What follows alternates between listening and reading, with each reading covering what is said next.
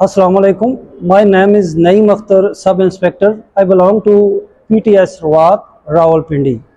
जी, आज का जो हमारा टॉपिक है वो 164 की CRPC की स्टेटमेंट के मुतल्लिक है कि 164 CRPC होता क्या है। पुलिस के जो रोज़मर्रा के मामलात है इनमें 164 CRPC बहुत ज़्यादा शामिल होता है और इसका देखते हैं इसके अंदर ये है क्या। 164 के तहत कोई भी जो मजिस्ट्रेट है दर्जा अव्वल या दोम का, वो स्टेट को बिटवीन पाकिस्तान वो स्टेटमेंट रिकॉर्ड कर सकता है। लेकिन इस बात का ख्याल रखा जाएगा कि जो स्टेटमेंट देने वाला शख्स है वो उस वक्त मौके पे मौजूद हो और उससे ये क्वेश्चन किया जाएगा कि जो वो स्टेटमेंट दे रहा है वो अपनी मर्जी से दे रहा है, उसमें किसी वादा धमकी या तरगीब का दबाव तो नहीं है।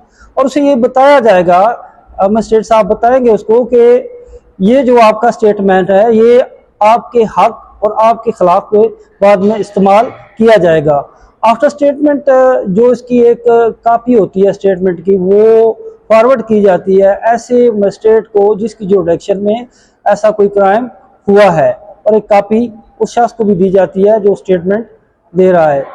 लेकिन यहाँ पे एक बात का ख्याल रखना बहुत ज़रूरी है कि जब भी ऐसा स्टेटमेंट लिया जाए तो इस बात का ख्याल रखा जाएगा कि ये स्टेटमेंट कहीं ट्रायल जो जुडिशल ट्रायल है उसके दरमियान तो नहीं दिया जा रहा, क्योंकि ऐसा जो स्टेटमेंट है जुडिशल ट्रायल के दौरान उसकी कोई वैल्यू नहीं है।